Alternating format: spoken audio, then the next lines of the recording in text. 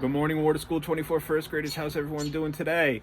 Right now, as I film this video, it is gorgeous out here on the front porch. So let's jump right in and take a look at that robin's nest. So as you can see, we still have 3 eggs. They should be hatching soon, hopefully. But take a look at what this nest is made of. This bird made this nest all on its own. Different types of grass, branches, leaves, all inside this nest to keep these eggs safe and warm. There's even parts of an old hornet's nest, an abandoned hornet's nest that they used and took apart to make their own nest. That's pretty cool, right? All right, so let's get started with our day, and we'll do our morning shout-outs. From 103, let's say good morning to Samaya. From 109, let's say good morning to Camilla. And from 108, let's say good morning to Shayna. Oh, they all end in ah today. It's funny. And good morning to all my other first graders. I miss you very much. I hope all these lessons work out for you well today. And again, as usual, if you have any questions, parents can send me a message on Dojo or on my email, bdifranco@jcboe.org. All right, let's get started. The ELA Daily Rundown for Wednesday, April 29th, 2020. Today in reading, we're going to watch the read aloud of I'm a Caterpillar and consider the following question. Why aren't butterflies in the selection afraid of birds? They tell you in the story. Let's see if you're paying attention today. Then we're going to look at fact and opinion, and we're going to do practice on page 379 from the packet. If you don't have the packet, don't worry. I have the picture on the screen later on. You could just answer along at home on a separate piece of paper. That will be your reading portfolio assignment in Class Dojo today. In writing, Daily Fix-It number 5 and 6, followed by draw 2 pictures that show ways plants or animals change. Write captions about the pictures. That's a page 384 from the packet, from the Readers and Writers Notebooks. If you don't have it, again, don't worry. I'll show the picture on screen in the video here, and we can answer along on a separate piece of paper because that is going to be your writing portfolio assignment for today in Class Dojo.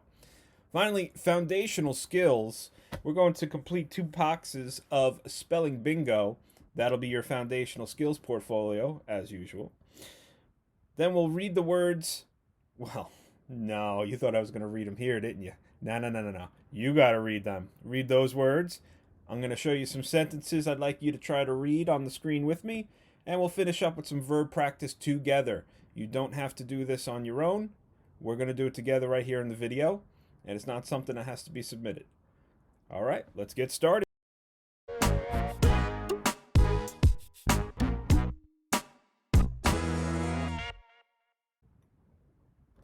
I'm a Caterpillar by Jean Marzolo, illustrated by Judith Moffat. This is the genre of literary nonfiction. It is told like a story, but it's about something that really happens. Remember this question as I read. What changes can be seen in nature? I'm a caterpillar. Munch, crunch. I'm getting bigger. Munch, crunch. Munch, crunch, munch, crunch. That's it. No more food. I'm done. It's time to hang from a stem. I wait and wait and wait. I shiver. I twist. I split my skin. My old skin falls away. I'm soft inside. I am a pupa. I grow a shell to protect the pupa. I am now a chrysalis. I keep changing. Soon I'll come out. What will I be? A butterfly. Push. Crack. Wow, I'm free. My wings are all wet. My wings dry off. They unfold. Flap, flap. Hey, I can fly. Ta-da! I visit flowers. I drink nectar. Yum! My mouth is like a straw.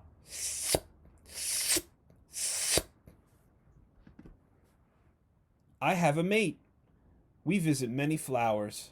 We're not afraid of birds.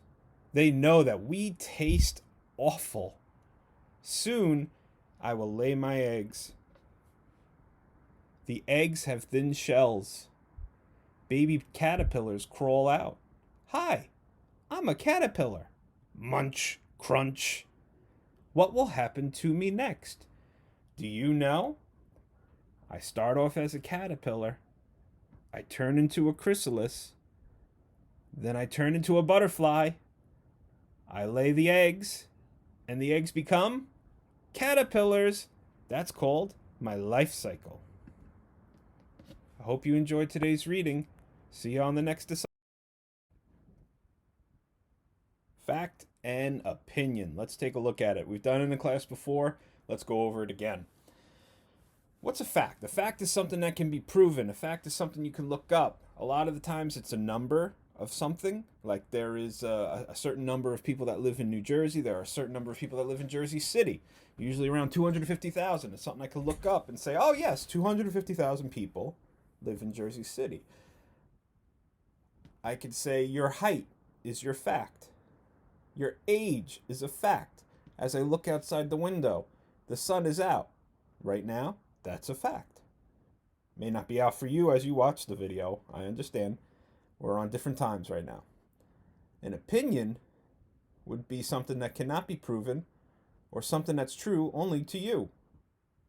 For instance, I love roller coasters. I think they're so fun. But I know there's some of you out there, out of all 60 of you little first graders, you don't think roller coasters are fun at all. They might be scary to you. And that's your opinion. There's no way for me to prove that my opinion is any better than yours or any truer than yours. So let's take a look at this page. Read the story, follow directions. Remember, this is going to be your reading portfolio assignment today.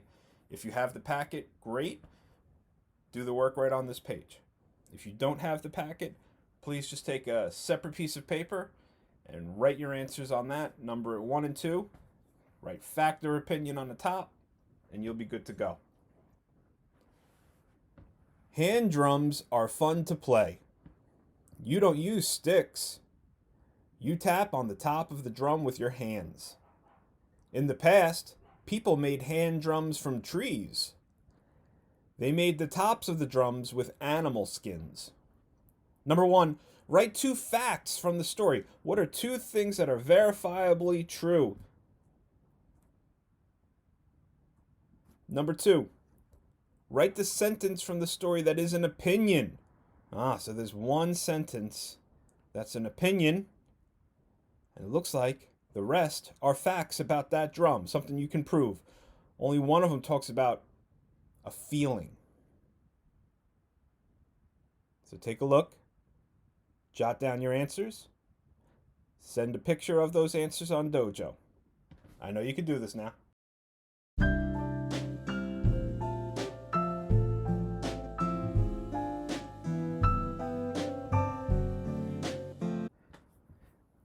The Daily Fix-It. All right, on the screen now, I have number 3 and 4. Those were assigned to you yesterday. Let's see if you got them right. Number 3 says, she did not want to hurt it. I see 2 things wrong. Remember, the incorrect things you should have to correct could be a misspelling, improper capitalization, or improper or missing punctuation. So let's see. She did not want to hurt it. Hurt is spelt incorrectly. That should be H-U-R-T. And is that a question? She did not want to hurt it? Are they asking us something? No, they are not. That should end in a period, not a question mark. Number 4, she picked it up. The first letter of the first word in a sentence needs to be a capital. That should be a capital S-H-E. And picked is spelled incorrectly. Picked is spelled P-I-C-K-E-D. Just 1 K. All right, number 5 and 6 are what you're working on today. Good luck to you. All right, hop into the Wayback Machine and let's go all the way back to Monday when we were talking about captions as far as informational writing. What you're going to do today is you're going to draw your own pictures and add your own caption at the bottom of the picture. Remember, the caption is what explains the picture. So if you draw a tree growing new leaves in springtime, your caption should be a tree with leaves growing in the spring. A full sentence, proper punctuation, and proper capitalization at the beginning of it. Does not have to be more than one sentence. It could be two, but more than two is too many. You're going to draw two pictures right here. This is the page that's included in the packet. If you don't have the packet yet, do not worry. You can complete this on a separate sheet of paper. This is your writing portfolio assignment for today on Class Dojo. So whether you do it on this page or you do it on a separate piece of paper, that's fine. Just take a picture of it, send it to me. Both pictures that you are drawing should be of changes that occur to plants or animals. So trees, flowers, maybe there's some dogs that I think are furrier in the wintertime. I'm not entirely sure of that. I was not always a dog person. I know, I have a pug, but that's more of my wife and kids' pug than mine.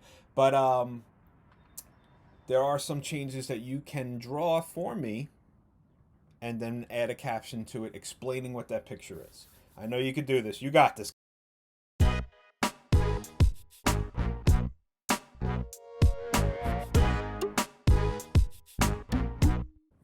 Here are this week's spelling words. Her. First. Bird. Girl. Burn. Were. Shirt. Fur. Hurt. Sir. If you need some time, pause the video here to study these words. All right, for this, with the spelling words you just saw on the previous screen, and go back and look at them again if you have to, and pause and write them down.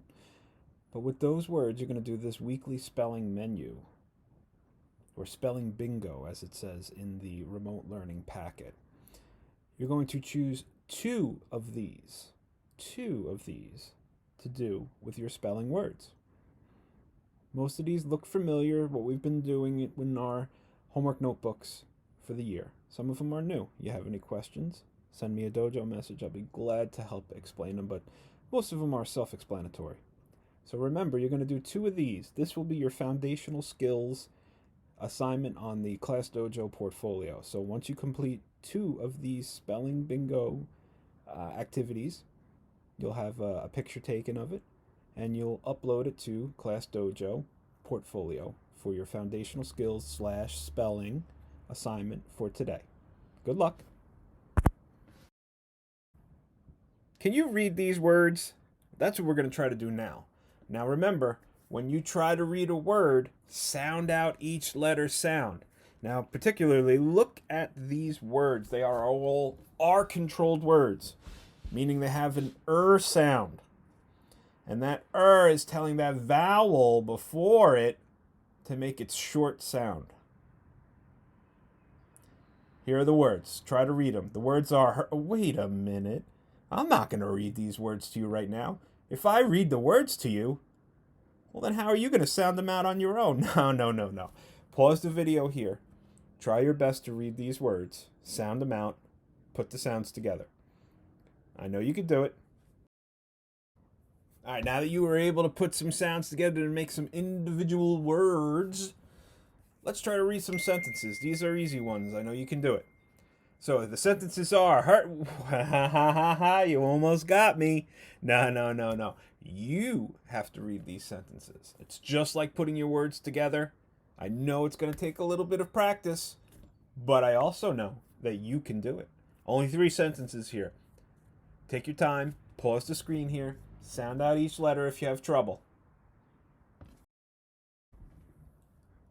All right, we're almost done. This is it. This will be the final page for today, Wednesday, April 29th. Let's finish with some verbs. How many of you remember, because we did go over this in class, what a verb is? I could almost hear some of you shouting out the answer. And I'm so proud of the ones that are, and if you don't remember, that's okay. We're going over it right now. A verb is an action word. A verb is in a sentence to tell you what the subject is doing. What's the subject? Subject's the noun. You know that already. Let's take a look at this page. We're looking at the verbs am, is, are, was, were. Now, these are in fact verbs, but they may not have been as obvious to you as verbs as, say, run, walk, eat, sleep. But am, is, are, was, were are verbs also. The words am, is, and are tell about now. Use am or is to tell about one. Use are to tell about more than one. So there's different words we got to use depending on how many subjects are in your sentence. If a sentence is only about you, you'll only use am or is. If the sentence is about your whole family or a group of your friends, you would use are. Look at the first picture. I am big. I is singular. One person. I am big. That's why I use am. It is little. The B is little. There's only one B. That's why we use is. And the last one, there's 1, 2, 3, 4, 5, 6, 7 B's. So there are more than one B, obviously. So we would say are. They are tiny. We're not going to say they am tiny because am is for one. We're going to say they are tiny because that's for more than one. The words was and were tell about the past. It happened yesterday. It happened last week. It happened a month ago. It happened a year ago. It happened before you were born. That's what was and were are for. Use was to tell about one person and one subject. Use were to tell about more than one, 2, 3, 4, even 576,374. Use were. Look at the example. There's a little caterpillar eating a leaf. It was hungry. One caterpillar, we use was.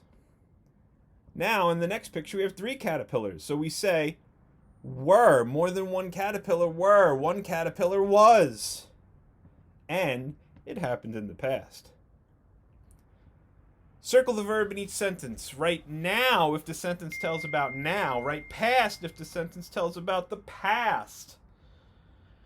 Number 1, I was an egg. Is that now? Or did that happen in the past?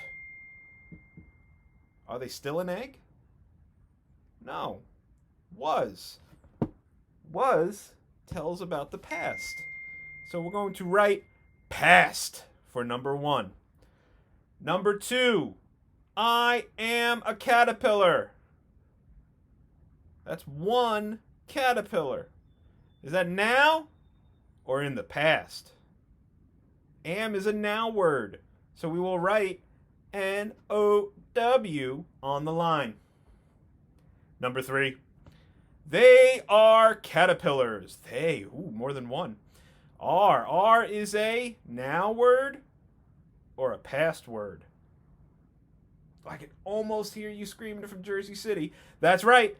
The now word. A now word. Right? N-O-W for number 3.